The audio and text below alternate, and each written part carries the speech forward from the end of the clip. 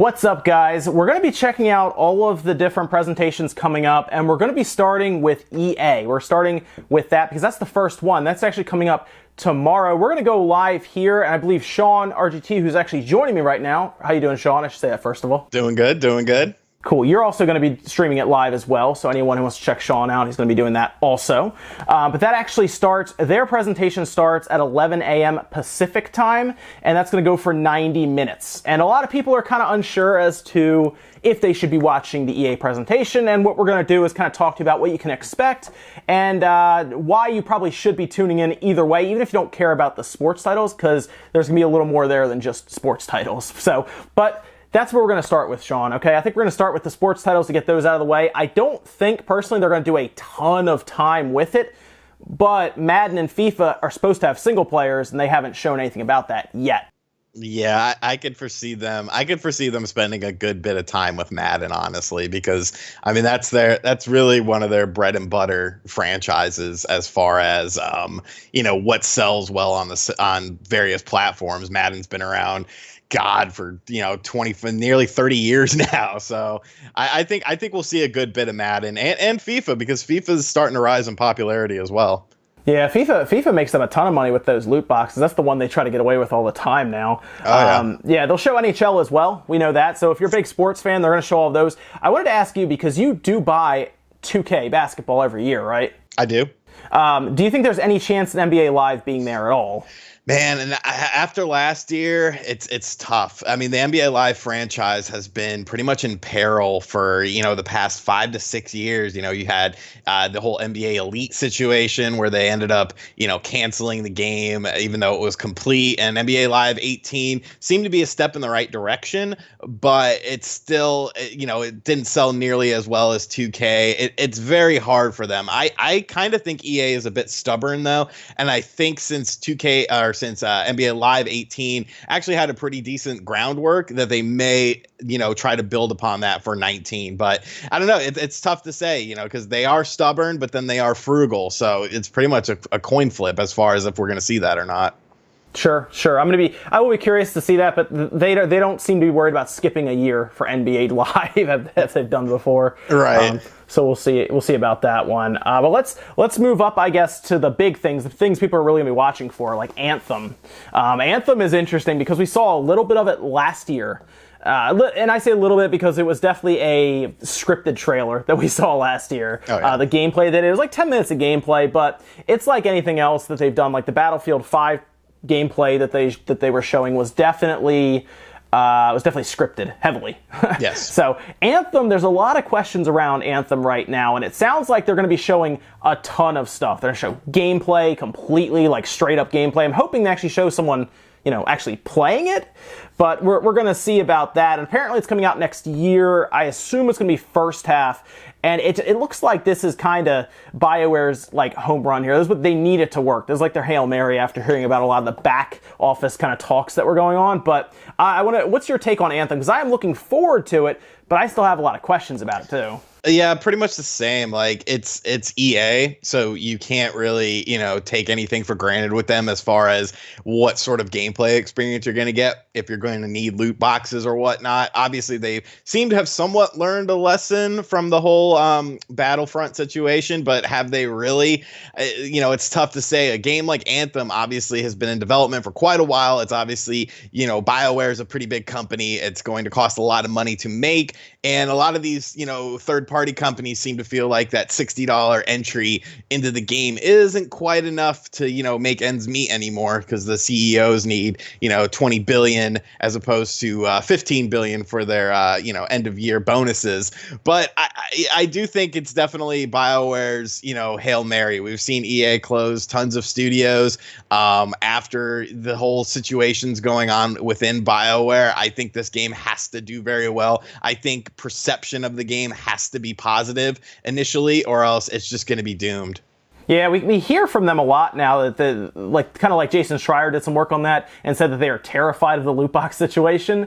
Yeah. And we just saw what happened with Battlefield 5, where they're having no loot boxes, apparently. We still need to find out about that. And there's no premium pass, so it's not going to split the multiplayer up. So I really hope EA learn something from the Battlefront thing and that there won't be any loot boxes, but I think we pretty much all know that there will be some sort of microtransactions, or just they're going to figure out a way to monetize Anthem further, because it's got to be costing them a lot of money to put it out. Exactly. I mean, it's a big AAA title with a focus on online stuff. So there's going to be some sort of way that they're going to get more than just your initial $60, or at least try to. I usually steer clear of the DLC and loot box madness, but I feel like there will be some sort of sneaky stuff going on. Does that ever bother you in NBA 2K? The amount of stuff they do. Wow, okay. I never purchase it because I don't play my player mode. Like, I could care less about my player mode. I think it's boring. I just play like seasons, and I play exhibition matches, and I play games online. I like to use the actual teams and players and stuff like that. That's the appeal to the game for me. So yeah, I never buy anything on 2K. Yeah, don't they charge like some crate like 5,000 coins or something to get your haircut in that game? Yeah, the whole VC thing. Like, you can earn VC, but it's a hell of a lot faster to just do it, just to buy it, so you can fix up your character and make them all beastly and stuff. But yeah, I mean, it doesn't appeal to me. Like, I've never really cared about the creative player story mode in it. I've always just been for the actual basketball. Okay. Then we have Battlefield 5. This has got to be like a big blowout for Battlefield 5, because it's coming out October, so it's not that far off. It's going to be about 4 months later it'll come out, and it seems like there's still a lot of questions around that too. From what we're hearing, they're going to have live gameplay. Like remember last year they did Battlefront 2 gameplay live. They probably did it for a little too long too. They probably did it for like 15 minutes or something. But they actually had people sit down around computers and everything and actually play the game. And I do think that's what they're going to do here with Battlefield 5 as well, because all we've seen so far is that scripted gameplay. We'll say gameplay in quotes trailer. What are your initial thoughts on Battlefield 5 so far? I mean, it's a step in a good direction, because I think a lot of people are upset that Black Ops 4 essentially looks like Black Ops 3 minus, the stupid jetpacks and stuff like that. And this is actually I would say probably the best chance ever that EA has had to actually have Battlefield become bigger potentially for this one sales entry than Call of Duty, because Call of Duty, they're pretty much just throwing stuff at the wall hoping that something sticks, but they're going back to, like I said, that sort of futuristic setting that a lot of people don't really seem to be all that interested in anymore, whereas Battlefield 5 is going a more realistic setting with more realistic stuff going on. So I don't know, the Battlefield series has always been really good. It's never sold as well as Call of Duty for whatever reason. But I mean, like, Battlefield 2 was an absolute masterpiece. Like, I absolutely love that game. So I think this is a very good chance for them if they do it right. And I think they will do it right, honestly. Yeah, we're gonna, I guess, hear more about the single player also. I think they have war stories set up, is what they were calling it. But also, they said there were going to be no loot boxes in this. There's no premium pass. So the other thing is, are they going to show us how they're going to make, because they're going to make money somehow on this outside of just selling you the game. So what we're hearing is maybe cosmetics, and you just buy currency straight up, but then you can also earn the cosmetics. That actually sounds very tame for EA from what we've been used to with them. I don't know. It's going to be interesting to see how they sell that to consumers who have been hurt by Battlefront 2. Yeah, it does seem tame, but I mean, realistically, that's what all these stupid things should be anyways, just cosmetic stuff. If you want to customize your character in a special sort of way and stick out, you spend money for it.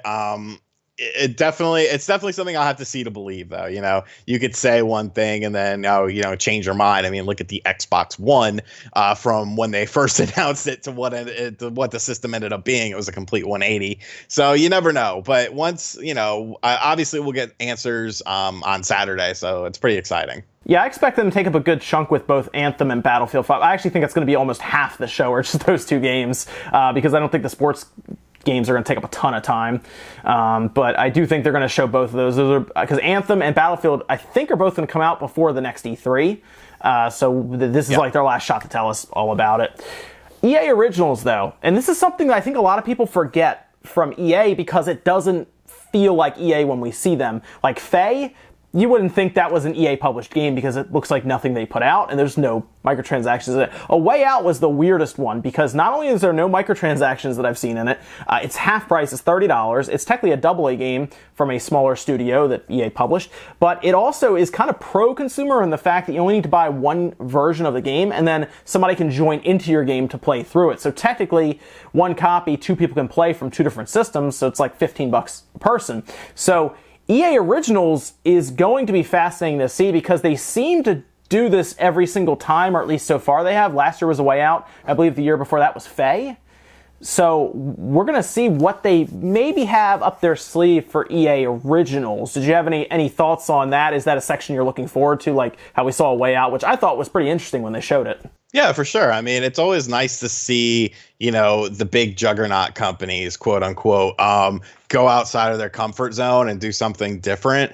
It always, people, that's pretty much what Nintendo does as they go, and you never know what they're going to do. But a lot of the other bigger companies, especially the Western ones, they don't really do that. They just sort of stick with their guns and, keep doing the same similar style of games. But like you said, these two games were completely un-EA ish in terms of either presentation or in how the sales of the game were transmitted. So, it's definitely interesting to see. It's something that we haven't heard much about, but I could actually foresee them having maybe like two games to show off this year from that sort of thing. Because obviously, both games did pretty well, both in terms of critics and in sales from what I've heard. So, it's something to look at. It's additional revenue, it's additional income. So why not? What's interesting about that is apparently the way EA Originals works is EA actually lets the smaller company keep all the profits, and then they just get money back for cost.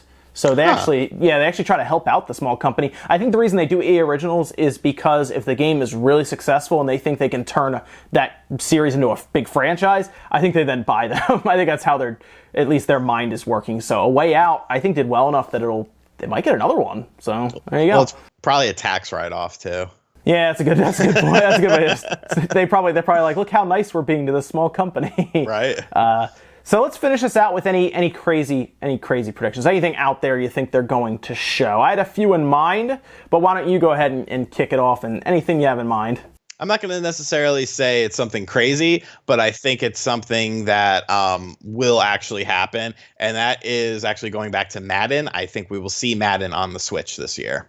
Oh, okay. So you don't think they're going to stop with FIFA? You think they have something else up their sleeve for the Switch, even, because FIFA actually sold really well on the Switch. I think it sold better than the PS4 version in Japan, if I'm not mistaken. Yeah, FIFA did well, and considering that, that game, it was a decent soccer game, or football, wherever you are, but, it was lacking in features. It wasn't the best looking version. It obviously was a launch title, sports title with that. I mean, if you look at the scope of sports titles from when a system launches to when the system ends and there's a yearly entry, usually you see a pretty big upgrade in terms of graphics and features and whatnot like that. So I think that FIFA 19 will be very good on the Switch. They've obviously said that they're working on improving the graphics and whatnot, but I definitely think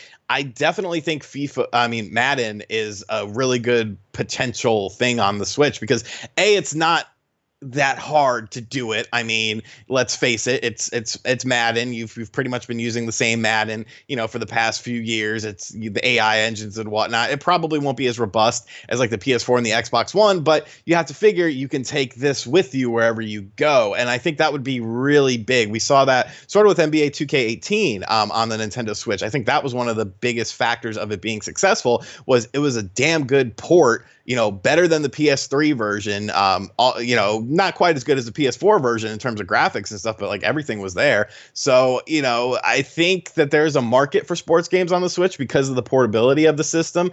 And I think it would be a missed opportunity if they didn't put Madden on the Switch this year. Okay. I think I'd like to see either, I mentioned this in a video before, and I kind of talked to you about it before we started recording and everything, like a Skate 4, but I don't think a lot of people can see that happening. I'd like to see that happen with Tony Hawk on the cover as like their cover athlete. But you even downloaded Skate 3 because it's $5 now, and the servers got turned back on. Yeah, $5 on the Xbox One for the backwards compatibility. I was like, well, I'm not passing that up. I mean, I love the skate series. You know, I used to skateboard. I still own a skateboard. I ride a skateboard to the gas station like every day to go get a pack of smokes. But I just feel like that franchise, it almost hit its peak, you know, like it's like, what more can we really do? Like the physics engine was so good. The engine was so good. Really, it would just be an improvement in graphics and whatnot. And I just don't feel like EA cares about that franchise anymore. I would love to see it. I would definitely be very surprised to see it, but I don't expect to see it. And then possibly a new Star Wars game, because we saw Visceral close down. Maybe a teaser, not like anything concrete or anything like that, but maybe just a teaser showing what direction they're going with it now, because there are a lot of concerned people about it. And obviously EA has that expensive Star Wars contract. I almost thought at one point they want to do a Star Wars game every single year because of how expensive that contract is. But that was my other thought, was possibly see something about Star Wars, because like Need for Speed, I don't think it's going to be there this year. So no, hopefully not. But yeah, I mean, the thing about Star Wars is you can do a yearly Star Wars game. I mean, think of how many Star Wars games there have been. It's just the thing of it was with all these Star Wars games. I mean, look at the backwards compatible games on the Xbox One that are all Star Wars from the original Xbox. But when you look at those games, each one of them is completely different than the other game. Like there's action games, there's action RPG games. They've done, you know, Star Wars racing games. They've done movie tie-in games. They've done stuff like Shadows of the Empire, which was, you know, expanded universe stuff. Like there's so much stuff you can do with Star Wars. And I'm not even like a huge Star Wars fan or anything. I just like the original trilogy. Everything else after that just sort of lost me. But I've always enjoyed the games still. So it just seems strange that they're actually not trying to do more with it, especially with all of these movies that keep coming out. You know, Solo just came out, might not have done all that great in the box office, but you could have done something with that too. I don't know. It seems weird that I actually feel like they should be pushing Star Wars games more, and, you know, having games like Battlefront 2, but also having like single player style games as well. And maybe, you know, putting them out at a budget price if you feel like, you know, it's not going to sell, you know, great like a God of War single player experience would. Yeah, I mean, why not? I think everyone would really buy Star Wars again, obviously. But again, I'd like to see that still be kind of a single-player, open-world style game like we keep hearing about, or how it was. It was very narrative-driven, like an Uncharted series, and it sounds like that's not what EA wanted it to be. But if they can just show it to us somewhat, an idea of the direction, so we can kind of, you know, be like, all right, it's not coming till next year, but at least we know it's happening. Because I think they said that was going to launch in like 2019 or 2020 or something like that. But yeah, we keep hearing about other Star Wars games they're working on too, so maybe they do have something. Like I thought they were working on 3 of them now or something. So maybe they have one of them ready to go, but I guess we'll see. But yeah, guys, that's our preview, our look at EA and why you should be checking this conference out. I think it's going to be very important to check out. It's going to be fun, first of all, because it's the kickoff to E3. So you're going to want to tune into your favorite streamers or whoever's stream. I'll be streaming it, and Sean, RGT85, will be streaming it. You either watch me or you watch him, or you have us both up at the same time. You don't watch anyone else. Yes, no one else. But yeah, and then make sure you guys check out Sean. That's RGT85. A link to his channel is down in the description, guys. Make sure you go check him out as well. And I guess that's going to do it here for us, guys. You're going to see us again tomorrow night, depending on when you watch this. And because we're going to have Spawncast later on, and well, I'm sure we'll talk all about EA then, and that'll be a lot of fun. And then we'll roll into Microsoft and see what that's all about. So thank you guys so much for watching. Make sure you give the video a like if you enjoyed, dislike if not, and we'll see you guys in the next video.